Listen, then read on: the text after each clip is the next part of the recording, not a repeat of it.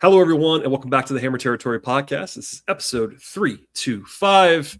My name is Brad Rowland, and I'm joined today not by Scott Coleman. I smashed the upgrade button on this Thursday evening, and I'm joined today by Stephen Tolbert. Stephen, listen, it was the Coleman and Coleman law firm on our last show. This time, it's the Rowland Tolbert law firm. Doesn't quite sound the same, does it? It's not quite as convenient in that way. Yeah, but listen, we could still hold up against those guys anytime. It's not an emergency podcast. There's been some stuff that's happened, signings and injuries and things. We're kind of doing a more standard episode today, but it is reacting to some news that has a relation to the Braves, we'll say. It's not directly about the Braves, but it impacts them in two different ways. And that it improves the Mets, which no one likes. And also the Braves' well-chronicled starting pitching desire, need, how you want to put that, is the volume of guys available is getting lower and lower. I'm going to ask you about that in a second, Stephen. But first thing we have to do is actually talk to people about our friends at Foul Territory. We're part of the network, and they are actually presenting the 101st annual New York Baseball Writers Gala live on YouTube on Saturday. All kinds of award recipients, including Shohei Ohtani, Aaron Judge, you might have heard of him, Paul Skeens. They're all going to be there. Ken Rosenthal, former Braves catcher AJ Pierzynski, Eric Kratz, Scott Braun hosting the pre-show that begins at 6:30 p.m. Eastern time on Saturday and lead up to the show at 7:15. You can watch it all. This is important. You can watch it all live on the Foul Territory YouTube channel. So go ahead and do that now. Subscribe to Foul Territory on YouTube. Check it out. They're our bosses. It's an awesome show. Awesome all the time. And that'll be a fun night. You and I are huge awards guys, famously. Stephen, I know. That in the Hall of Fame, I think. Hall of Fame and awards. I did not. Somebody actually DM'd me that you'll find it funny. Somebody DM'd me and asked if I intentionally ducked the Hall of Fame show because I don't like the Hall of Fame. I didn't intentionally duck the Hall of Fame show, but it worked out that way. Anyway, the news of the day is actually from yesterday, but Freddy Peralta, who we've discussed on this show about the Braves maybe trading for him, is now a member of the New York Mets, which is unfortunate in that the Mets are a Braves rival, and Peralta was a Braves potential target. The Mets traded a decent amount for Freddy Peralta. Brandon Sproat, Jet Williams, two of their top prospects, like real top, 75 guys on most lists, like real guys, to the point where Colin McDaniel of ESPN tweeted today that those two prospects changing hands was enough to put the Mets from number 1 on his farm rankings all the way down to number 6. And took the Brewers, who got those prospects, from 6 to 1. So that's a big haul for Peralta. So where are we talking about this now? I have a two-pronged question for you, Stephen. How bad is this for the Braves and that Peralta is going to the Mets? And also, a lot of discourse about whether the Braves could have matched or exceeded this package and whether they either could have or should have. What was your reaction when you saw this? And on that kind of twofold front about, because it's not directly related to the Braves, but it really kind of is in a way. Yeah, so we knew the Mets had a really weird offseason. Like they had their offseason been mostly about who they'd lost. And they lost Alonso, they lost Edwin Diaz, they ran on Kyle Tucker and then lost him to the Dodgers. They traded Brandon Nimmo, and they really hadn't added a ton. And Sean and I actually did a show a couple of weeks ago, and he asked me, like, who do you think the favorite in the NL East is? And I said, at the time, the Braves, easily. The Braves was really the only team that had done anything in the National League East. The Mets had done nothing. The Phillies had done nothing. Well, now the Mets have done a bunch. And we're not going to talk about Bo Bichette. We're not going to talk about Luis Robert. We're going to talk about Freddy Peralta. So he'd been on the market all offseason. This is what the Brewers do. They did the same thing with Corbin Burns for almost the exact same package. It's actually eerie how similar these two situations are. And obviously the Burns situation worked out pretty well for Milwaukee. They're not the ones paying him to rehab from Tommy John the way the Diamondbacks are. And so they did the same thing with Peralta, and the Mets paid a hefty price. I mean, the Mets paid two guys that arguably, if they were in the Braves system, would be like number 1 and number 2, maybe in the Braves system. On a lot of rankings I saw today, they were both rated higher than anyone in the Braves system. Maybe you get a Caminiti up there in that same range, but very possibly could have been number 1 and 2 in the Braves system. Yeah. Yes. So a shortstop and a starting pitcher, both basically major league ready.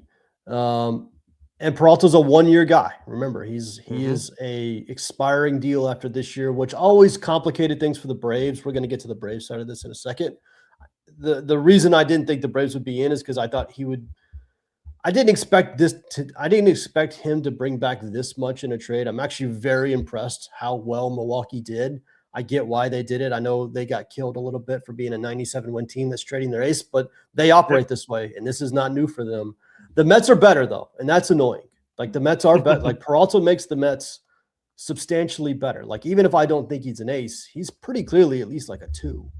And their rotation needed help. And after they added Bichette and Robert to their lineup, like, I was just curious, and I know you look at this stuff too, Brad. I looked at betting markets today just to see, like, where things stand, who everybody thinks is better. And it's very slight, but the Mets are currently the favorite after this Peralta deal to win the NL East. So, like, it's not just Fangraphs has them ahead of the Braves now. Like, they've done a lot in the last week and have really changed the narrative of their offseason. And they're better. They paid a steep price, but they are better. Yeah. And, I was going to ask the question, like, knowing that a lot can still change, because it just did. I mean, you just mentioned it, but the Mets, Bichette's a bigger name than Peralta even, and they add him, they add Robert, who's an overrated player, but certainly a big name and a real talent anyway. Like, they added a lot. And you mentioned it, but just to say this out loud, Fangraphs depth chart projections are like the real-time version of like a way to check in on this stuff. It's not gospel by any means, but they do a good job updating the depth charts and the roster projections pretty fast. And if you're people like us, you're looking at this stuff. And right now, the Mets have passed the Braves in their projections as far as a wins above replacement calculation. Just to say this out loud, as a Thursday night, it's Dodgers first, unsurprisingly, then the Yankees, then the Mets, Blue Jays. The Braves are 5th in all of baseball, 3rd in the NL. Seems pretty good, but nothing crazy. And then the Mariners, Red Sox, and the Phillies are 8th. So I think we've all, the 4 of us, have kind of poked fun at the Phillies being AARP Phillies and all that stuff. I think the Mets are the bigger threat right now. Fangraphs agrees. You just mentioned the betting market agrees. That's the other side of this. It's like, hey, it's unfortunate the Mets got better. And the contract thing with Peralta was something we talked about when we talked about trading for him, was that if you're the Mets and you have unlimited pockets because Steve Cohen has a lot of money and is willing to spend it in a way that a corporation that is publicly traded may not be willing to do, not able, but willing to do, they could do this easier, knowing that, hey, if he hits free agency, we might just win a bidding war for him. If you're the Mets, the Braves, if you're trading him, you've got to kind of like go in thinking, hey, this is 1 year, and that's tougher to put in what you got to put in to do that. I will say this though, on that exact topic.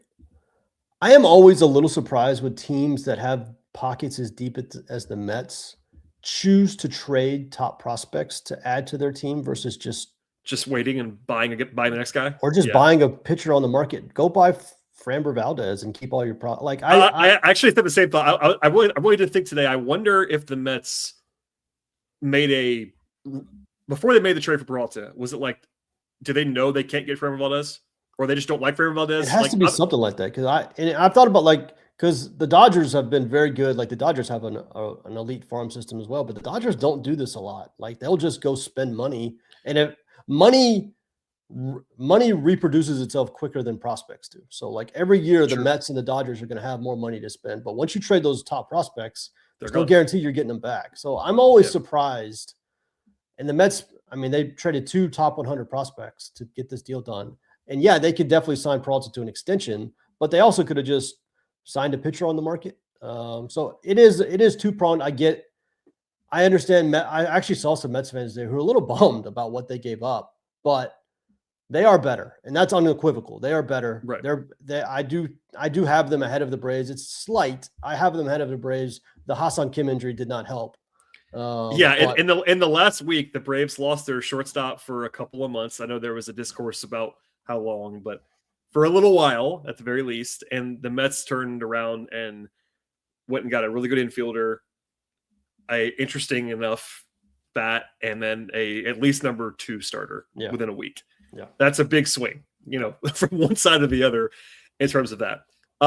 Steve, I want to ask you about the Braves' potential to trade for somebody like this and the system, because that was kind of a discourse about that. We'll get to that in a second. When it comes to, by the way, also another part of this is Mackenzie Gore. So a slight tease on that. First, though, I work with our partners on today's show. All right, Stephen.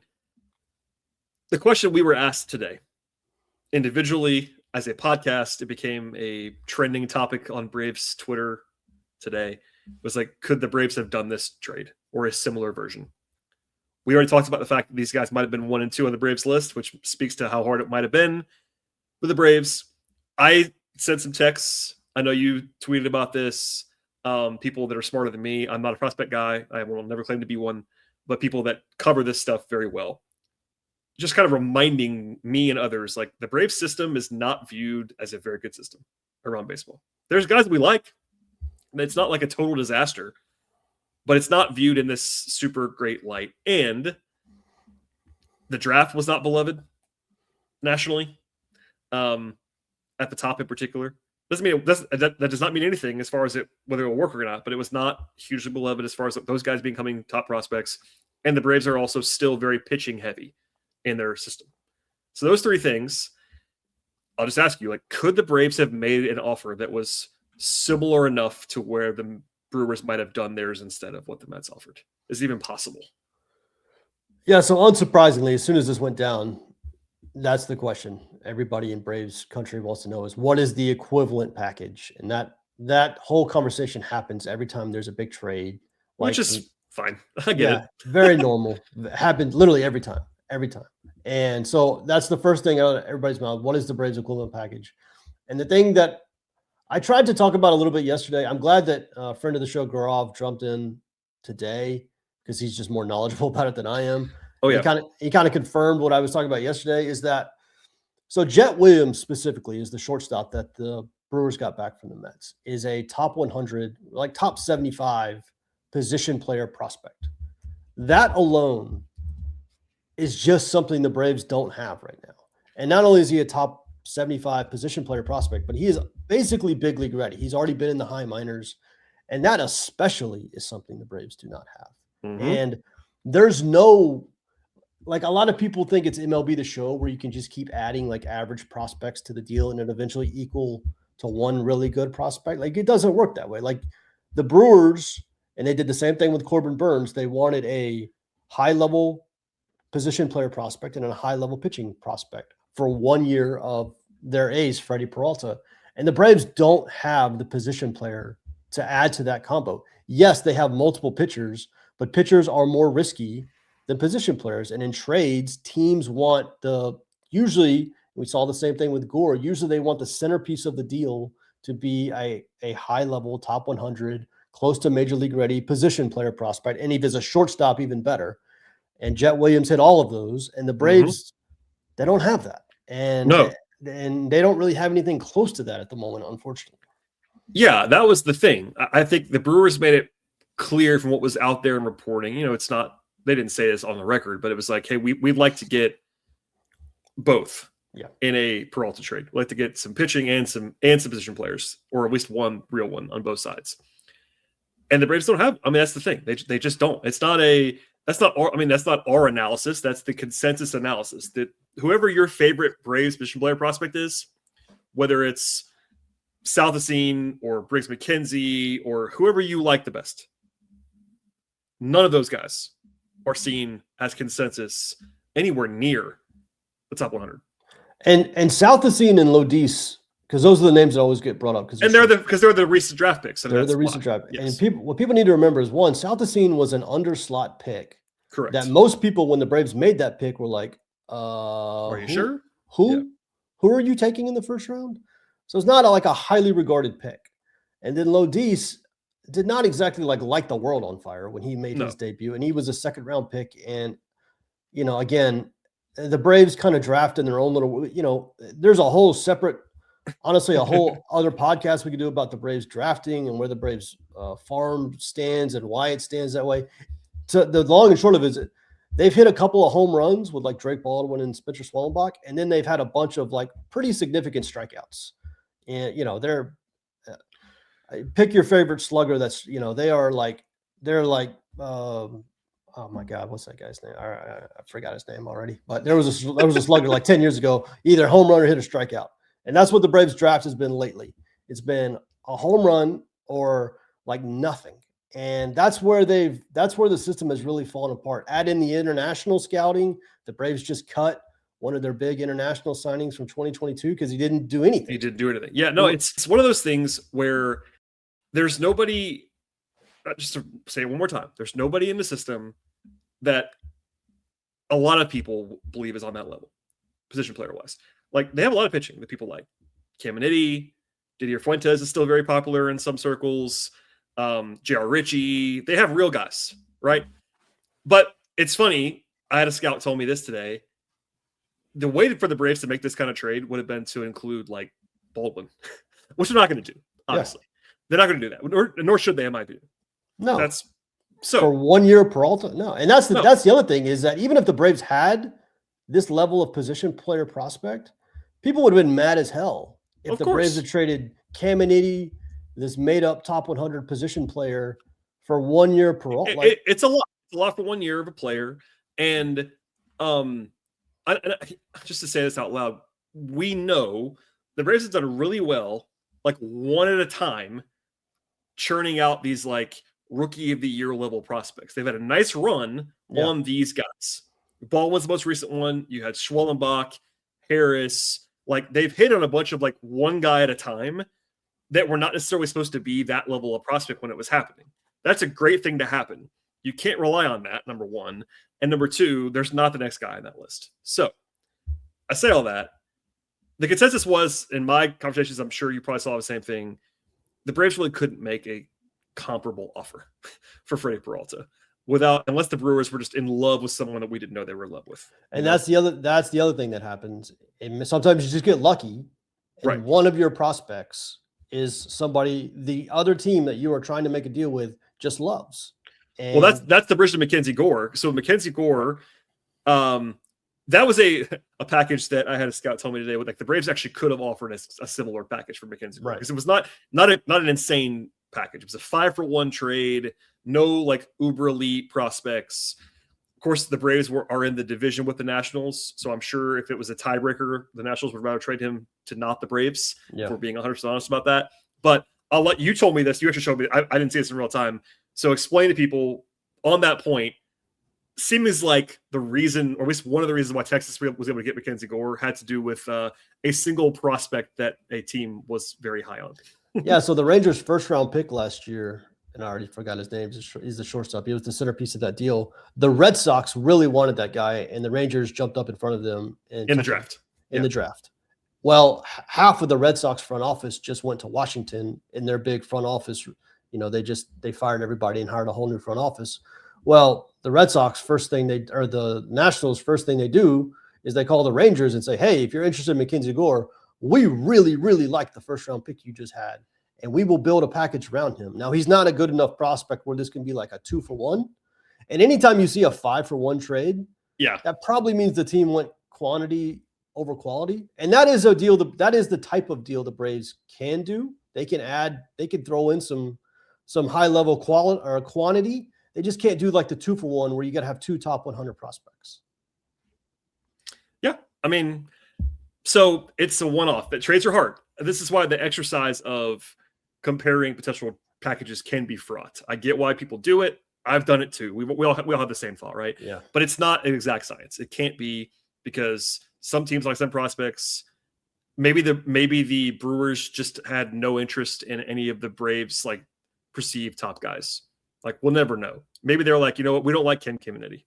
No thanks. And universally, Milwaukee is thought to have like crushed this trade. Like, Milwaukee did. Oh yeah, they won the trade as far as their value. Yeah. If he got traded for a really meh package, then I would understand a little bit more. Braves fans like, I mean, we could have probably pieced something better together than that. Yeah. That is not what happened here. Milwaukee did fantastically well here. Yeah, the Gore one is much more of a, hey, could the Braves have done that or not, and a more reasonable question. But like you said, it seems to be pretty heavily tilted towards a new front office liking a player that they just scouted in the draft and targeting him. And again, a position player prospect was the centerpiece of the deal. Notable, for sure. So That's kind of the reset. I do want to ask you about the Braves pitching next steps. We've had the same conversation 100 times, but now that Peralta is not available, now that Gore is not available, it's getting slimmer and slimmer. So that's coming up in a second after a word from our partners. Okay, Stephen, remaining starting pitching market. This is an inexact science to discuss because trade targets are not always known to be available. We kind of knew the guys who were almost certainly available. Peralta was available. Mackenzie, Gore seemed to be very available. There are a couple more guys that are kind of popular ideas, like, for instance, the Twins guys, Joe Ryan, Pablo Lopez. But the Twins just proactively signed Taylor Rogers today. They keep saying they're not going to trade Joe Ryan and Pablo Lopez. We'll see. The Marlins already traded two of their starting pitchers this winter. They might be done trading starting pitchers. They already did 2 of them. So maybe Sandy Alcantara is available. We just don't know. Maybe the Reds guys. That's a popular idea. Unless you have someone you're dying to talk about individually, we'll just say, like, yes, they could trade for someone. I am partial to, like, an off the board idea of, like, Yusei Kikuchi from the Angels, but is he available? I have no idea if he's available. It's so hard. Yeah, that's the rub. Is that unless Peralta was just widely known to be available. And so was Gore. Those 2 guys were both extremely known to be available. Widely known to be, like, I don't understand what the Twins are doing. The Twins have had one of the weirder offseasons. They just had this massive teardown at the trade deadline and then just stopped. It seems like the conspiracy theory, which might be true, is that they saw what their season ticket numbers did.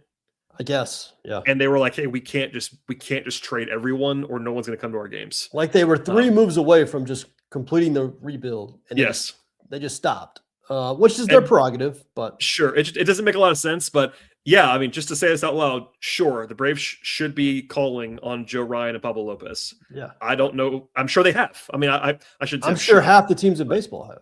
Yeah, as they should. I mean, Scott and I did a segment about Luis Severino a couple weeks ago. Yeah, like a guy who's not a sexy player, but like should be available. We would imagine if the Braves wanted him. I have no idea if they do. So Mitch Keller is another popular name. Just say all the names at once. Yes, please trade for a starter if there's one available. With that said, the free agent market is not changed in the last few days.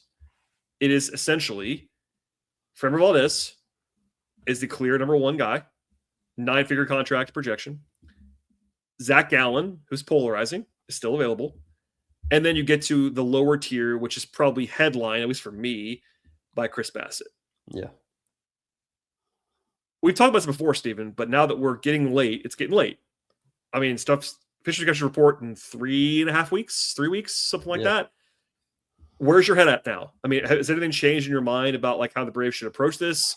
My urgency level remains high. Every time I talk about this, I get a lot of people that disagree and think the Braves don't really need someone. I don't agree with that, but maybe you do. Where's your head at with this as of January 22nd and the Braves starting pitching need/pursuit? My opinion hasn't changed on starting pitching one bit. The Braves need another starter. Like I've seen the same thing you've seen where like people start to waver. Well, if you look at the names, it's actually not all that bad. And that is somewhat true. But the Braves need another starter. Like I have enough concerns with the lineup, and we'll get into a full preview of the team at some point in spring training. But I still have concerns about the lineup. I think the bullpen is very good. I think the rotation can be good. There's just so many there's so many injury questions. Yeah. 1 through like 6 in the rotation. That I think you have to have another starter. In terms of like who's available, the Framber stuff got hot there for a minute, and it's cooled, and not only cooled with the Braves, it's cooled with everybody. I don't remember the last time. It's kind of strange. Like it's so late for a 9-figure pitcher to just be sitting out there and like not have even like an active rumor. Like it seemed like with like guys like Bregman and Bichette, it was like they're all kind of waiting for like Tucker or at least something to go on Tucker. Yeah. On the pitching side, like I don't know what they're waiting on. I mean, yeah, Dylan Cease signed in like November. Yeah, he went early and then it stopped. And then there was a little bit of a flurry again around Ranger and all that. But now it's like, hey, Framber, you might want to sign at some point. I mean, I Like don't the know. only team I've heard connected to Framber in the last like month is the Orioles. I don't even know if that's a real report. It's just like connecting dots. Like the Orioles need pitching and Framber's a pitcher. I haven't heard a legitimate Framber rumor. I don't know how long. Zach Gallen's kind of the same way. I don't remember the last time I saw somebody connected to Gallen. And I kind of thought that once, because it was the same with Ranger for a while too. It got kind of quiet, and I think the perception was that maybe their market was cooling a little bit, and it was like, hey, maybe these guys are going to decide whether to take less money or not, or take short-term deal. And then Ranger got like the full amount, and it was like, okay, well, that wasn't that. And then some, and maybe it is that with Framber. Maybe he doesn't have that offer sitting there waiting for him, but we just don't know. But he's clearly the best guy available. Like he's the one guy projected to get a 9-figure deal. Maybe he won't. Maybe he'll get maybe he'll go shorter term, higher AAV. There's all these possibilities that exist.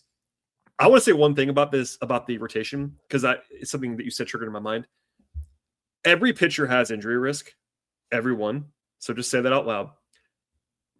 But literally all of the Braves starters, the real, like the good ones, have like more injury risk than most. Like significant. Like every single one of them. Yes. So Chris Sale was banged up at times last year, has injury history, obviously. And he's 37. He's old. Yeah. Strider came back and was mostly healthy last year, but like Strider from now to the end of his career, Strider will be has injury risk. Yes. Grant Holmes is currently injured or recovering from injury. Ronaldo Lopez is coming back from injury. Yep. Schwellenbach coming back from injury. Yep. Like Smith Shawver is currently out. Like all of the guys that the Braves are invested in, sans Hurston Waldrop, who's down the list, and Bryce Elder, who is again down the list, have like active injury questions. So that's one reason why they need more, in our opinion, than some others. Because obviously, if you just stack up the names and say, if everything goes well, they have enough pitching. No one's saying that. No one's saying that it's not the case. But guess what? Everything doesn't usually go well with starting pitchers, particularly when they're. When was the last time everything went well for the Braves? Also true. Yeah. So one thing that our co-host Scott tweeted about today and got us talking about in our DM as well was the ever-present notion of what Alex has said about how the Braves kind of only want to add someone if it's a frontline guy or a playoff level guy, right? Yeah. Alex has alluded to that. I think, and Scott said the same thing. I'm at a bar from him that's pretty overblown. I think every time this comes up, it's like, well, that guy isn't like a top 30 pitcher in the league, so he doesn't qualify. And it's like, well, if you're limiting your options to only top 30 pitchers in the league, there are only 30 of them that you can acquire, and most of those guys are not available. Now, Framber's maybe one of those guys, but if that's your focus, I could argue that it's literally Framber Valdez or no one else. 2 years ago, the Braves had AJ Smith-Shawver starting game 1 against the San Diego Padres after not spending like a minute in the majors all year. Yeah, this stuff happens. And this is I'm making this point to say, I'm not telling anybody to get super excited about the guys down this list. I'm not. If you're not a Lucas Giolito fan or a Zach Littell fan or a Chris Bassett fan, I get it. They're all to differing degrees not that impressive. I still am of the mind of it is better to sign one of them at an appropriate price. I'm not saying break the bank if you don't want to break the bank, than not to do anything. So like, Alex does not strike me as somebody who was like, hey, I'm going to draw this line in the sand, and if you're not a 3.5 win pitcher, we don't want you. That doesn't seem like Alex to me. I know he kind of said that, but like that's just speak. It's just GM speak. Like, and like, isn't it? I tweeted this 2 days ago, or maybe I can't remember. I tweeted this recently that like I still want Chris Bassett. Like I would be thrilled. Well, I've been on a Bassett for the whole time. I mean, Scott and I had a rare disagreement about Chris Bassett in like November, where Scott was lower on the idea than he wasn't like out totally, but like, Bassett, me, Stephen. Bassett's like extremely Brad. It's Charlie Morton. Like, I'm not saying give him a 4-year deal, but if Chris Bassett wants to sign for 1 year and $20 million right now, like I'll go pick him up from the airport. Yeah, and that's and what hurts, like, because normally you would say, all right, Zach Gallen's been on the market for a while. Pitchers specifically pitchers want to sign early because they report to spring training earlier. They have to get ready. Maybe Zach Gallen would be interested in like a 1-year pillow, like 1 year 20 to try to get back on the market. The problem is the damn qualifying offer, because you got to give up that draft pick whether you sign him to a 1-year deal or a 5-year deal. So,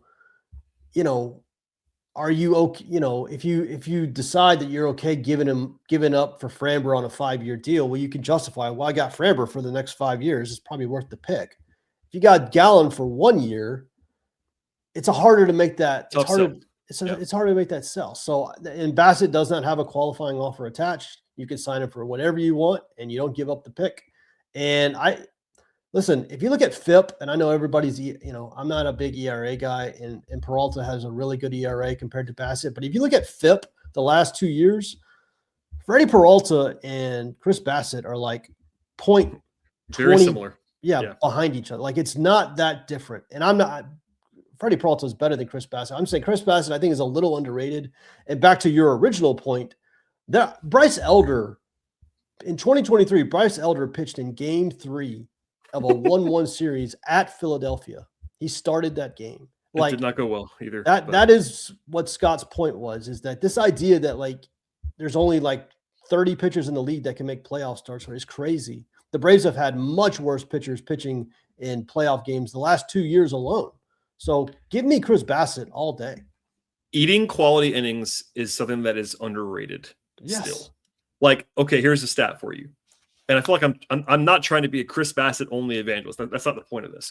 But Chris Bassett, I think objectively, falls below the line of like the perception of what Alex was referring to as like a high-end playoff starter. Right. I think Chris Bassett's like a number 3.5 starter. Like, right. He's useful, durable, good, not dominant, not high upside.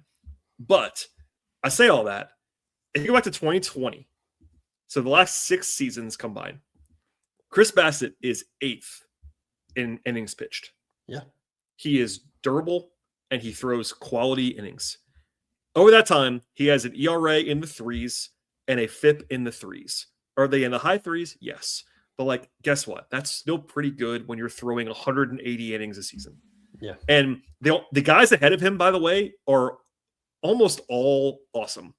Logan Webb, Kevin Gausman, Zach Wheeler, Framber Valdez, Luis Castillo, Aaron Nola. The only guy who's not anymore is Jose Barrios, who was really good back then. So, like, it doesn't have to be Chris Bassett, but you know what would be really helpful for this rotation? Having nothing is safe in pitching, but having a somewhat safe 170 innings of like competence. Yeah. That helps anybody. I don't care who you are. Yeah, it might make your decisions a little bit more challenging with guys like Ronaldo Lopez and Grant Holmes. That's fine with me. I don't care. add in the quality innings. I'm fine. And it also gives you the ability to, like, the goal is to get everybody to October healthy. This is what the Dodgers did last year. Go to a 6-man rotation for a month and give everybody some rest if you have to. You have this versatility with Holmes and Ronaldo Lopez that can be in the bullpen. I mean, you're going to have injuries. You're 1,000% going to have pitching injuries. There's no chance that. Listen, I will bet anyone that would like to. This is not a betting podcast, but I will bet anyone that would like to that your favorite 5 starting pitchers for the Braves are not all going to make 30 starts. Yeah, they're not going to pitch for 6 months like pain-free. It's never going to happen. Not with this group. There might be a group somewhere in the majors that, like, they're young enough. There's really no injury concern, like, or at least built-in injury concern. Like, there might be a team, but to your point, even on that front, there might be one team maybe that has rotation that's like healthy-ish all year long. I think maybe like 3 years ago or 4 years ago, the Astros had like the dream season where they had 5 guys start all year, and like that happens like once a lifetime. Like, it just never happened. Go get another starter. You are never going to have too many good pitchers. It's never going to happen. It's certainly not going to happen with this group. And Chris Bassett is a perfectly fine. Now, yes, I'll take Framber. Listen, if they he's better. Yes, go ahead. They want to shell out for Framber for a 5-year deal. I mean, I need to see Alex do one of those before I believe it's going to happen. But if they want to, or if Zach Gallen, I don't know how you feel about Gallen. I go back. Gallen is the guy I have a hard time. Like, I would take Framber. I would take Bassett. Yeah. Gallen, I need to see the contract, I think. I totally agree on all of that. I think that Gallen is entirely contract related. Yeah. He's just less, again, I hate the word safe for pitching. He is less safe than either Valdez or Bassett. Bassett has a much lower ceiling than Gallen, but he's a lot safer. I think. Well, and the money and the draft pick. And the money and the short-term deal nature of it, because I think everyone understands that Bassett's not going to get a 4-year deal the way that Gallen might. On that front, if you want to trade for Joe Ryan, cool. Like, he's better than Chris Bassett. Like, sign me up. Yeah. So anyway, we're repeating ourselves, I'm sure, but it's basically what you're down to 3 guys that I'm like sure are rotation caliber fully guys, which is Framber, Gallen, Bassett. And then you get into like, do you want anything to do with Lucas Giolito? Yeah. Do you want anything to do with Zach Littell, who I kind of like, actually? I actually kind of like Littell, too, because he doesn't walk anybody. But. He doesn't walk anybody, and he's very boring, but he's another innings eater, competent pitcher. Nick Martinez. It'd be extremely Braves? Justin Verlander. Yeah, I thought about Verlander, too. I don't love that idea, but it would be on brand for Alex, is all I'll say. And it would be on brand. Like, the team has, like, quietly gotten a lot older than it used to be. I mean, they signed who did they sign? They signed Yastrzemski, who's 35. They signed Robert Suarez, who's 34. Iglesias, Rysell is not young. Yeah, I mean, a kind of in the middle. I'm not sure I've talked about this person at all. Maybe you guys did, and I just don't remember. Jordan Montgomery had Tommy John in March of 25. Yeah, and had a bad season before that because he was hurt very clearly and had a weird. I wouldn't mind a flyer on Jordan Montgomery. Yeah. Like, he probably won't pitch till like June. Yeah. But like, I not saying that fixes your problem. That would be a next tier flyer. But like, similar to like Shane Bieber last winter, when we talked about him a lot, it's like, hey, it would be a decent idea. Just like throw $10 million at Shane Bieber. And he got that, just not from the Braves. Jordan Montgomery. Yeah. Just a guy that I keep an eye on. So not sexy, Steven. We are in agreement, you and I, about please just go get somebody. I guess we'll probably do a show in a month if they haven't done anything to say, all right, this is going to be it. I guess. Especially when Framber, Gallen, and Bassett all. Well, right. If they all sign, then we'll have to do a reaction. And that doesn't close the door entirely because, as we mentioned, they could still trade for someone. Yeah. But once you get into like pitchers and catchers reporting, not that you turn the lights out on any transactions, but they become a lot lower profile, generally speaking. And I'll end with this. I want to get your opinion on this. I want to make sure I agree with this thought before I say it into a microphone. Yeah, I think I agree. So with yourself? Yeah, with myself. Like, I have like a full letter grade of like grading this all season tied to whether or not they add a starter. Oh, I'm there with you on that for sure. because listen, I'm not going to pretend like the Ha-Seong Kim news doesn't affect. There's no way to have it not affect your psyche. Like, I thought it was a good signing, but now that we know that he's going to be out for at least 2 months. Yeah, I would go with like, it's probably a good idea to separate the two, even though you can't. Yeah, you have to separate the two because obviously Alex doesn't know he's going to get hurt. Right. If you're trying to analyze what the front office did, they did not know Kim would get hurt a month later. Like, they couldn't have known that. Couldn't have known. So we agree. But yeah, I think I've been saying the whole time, like, hey, I like the offseason no matter what. Barring like a disaster. If they give Zach Gallen $100-something million, that would be a negative grade for me. But to date, I like it. I'm in that like really strong approval range. If they don't add a starting pitcher, I have to knock that down because I've been on record since literally like October 2nd that they had to add the starting pitcher in the offseason. Like, I think I would go from like, let's just say they signed Chris Bassett to a 2-year, $38 million. I don't know. Pick it. Exactly that. Perfect. Whatever his projection is. I would be at like a high B+, low A- type of grade for the offseason. I wanted a little bit more on the offense, but like, I think it would be a very good offseason. If they don't sign any pitcher, I'm in like B-, maybe even C+ territory. Yeah, I think I'd still be like a B, probably. Yeah. If you include the Kim injury, which I wouldn't, But if you did, you have to go down like another half grade. I'm worried. I think I'm worried about the offense more than some are. No. To be clear, I am not as high on the offense as some are. I think we talked about it a little bit, Scott and I, on our Riley Olsen show. Yeah. Not about Olsen, more about Riley. I think it's underrated how important Riley is. Oh, I think it's also underrated how little certainty I have that Austin Riley is going to be a star. Yeah. That combination of things is tough because if he's just the guy he's been the last 2 years, different offense. There's still a decent player. I need to see Drake Baldwin do it a second year. Oh yeah, I mean there is underrated uncertainty. That's one. Profar was great when he came back last year. Yeah, I need to see Profar again before. Like I put Acuna and Olsen in a separate category. Everybody else, I don't fully trust yet. Well, I think that's the right approach. Yeah. The good thing is they have a lot of bets to where the math would tell you that they won't all be bad. Like I think between Profar, Baldwin, Harris, Riley, Ozzie, like you're probably going to get 2 or 3 of those guys have good seasons, and then suddenly you have you're pretty much locked into a good offense. Like if Baldwin backs it up, he moves up into the Acuna Olsen. Yeah, if he does it again, he becomes. Yeah, I totally agree. Yeah, that's a different show. It's a different show, but yeah. But no, I think that you're right. Analyzing the offseason is what it is. We've tried. I don't know about you guys. I've tried to not do starting pitching for a little while. As we talked about it so much this winter. Yeah.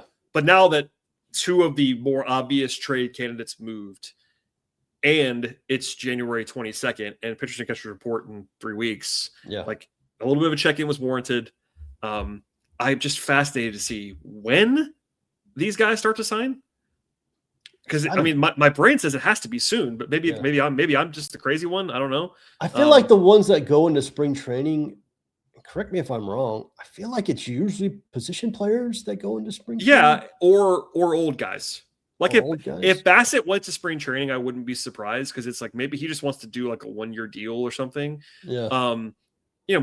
But yeah, starting pitcher Framber Valdez, I don't know why your agent or yourself would want to take a 9-figure deal starting pitcher into spring training. That doesn't make sense to me. And as a team, I would be uncomfortable handing out a 9-figure deal to somebody who's late to spring training. Right. And I'm going to assume, maybe I'm wrong, I'm going to assume that he probably has a 9-figure offer from someone somewhere. Is he Boris? I should know this. Is he Boris? He's not Boris. I should know the answer to that question, and I don't at the moment.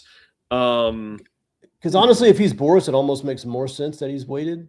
But yeah, I agree. Like, I think he has good offer. I still think the Phillies need another pitcher, but what do I know? I believe Valdez is Boris. Is it? All right. Well, it makes a little bit more sense as a Boris client because Boris is going to. And again, I wouldn't be surprised with Gallen or Boris you've seen it. I can't count how many times this offseason I've seen guy signs a 3-year deal with 2 opt-outs. That's like that's like the new in vogue thing is you get an opt-out for every year of the contract. If you can get it on the player side, that's hugely valuable. It just is. Yeah. Because you're only opting out if you're going to get more. And that's on the team side. That's why Alex doesn't want to give that kind of deal because it's bad for the team. It just is. Yeah. And that being kind of a new in vogue thing, specifically with the Braves, hurts them because they don't do it. Because Alex is like, I'm not going to do that. Yeah. So it's complicated. Maybe these guys will start to sign this weekend. I wouldn't be shocked by that. I just think we're getting closer and closer. And at least our podcast stance collectively, I don't want to speak for Sean. I think he agrees with us. But me, you, and Scott for sure are like, hey, get a starting pitcher. It's kind of necessary. Yeah. All right, Steven. Oh, let's just say this out loud. The Braves did bring back an old friend this week. Luke Williams is back on a minor league contract. This is the 45-minute mark of the podcast. And hey, welcome back, Luke. They went for a bullpen edition, eh? That's the joke everyone's making. It's the right joke. I think he actually could compete for the last roster spot because Kim's going to be out. Like there is a extra spot available. I know. They gave Mateo $1 million. Yeah, I know. I think Mateo's he'll be on the team. I'm talking about the spot after, like the last spot. Oh, I see what you're saying. Yeah. I doubt it, but Luke Yeah, Williams. it'd be a lot of it. Well, I mean, Luke they like Luke Williams. They do. They've always liked Luke Williams. They always have. Yeah. So utility guy, minor league contract. Just saying it out loud because he's a name that Braves fans remember. And hey, he can pitch.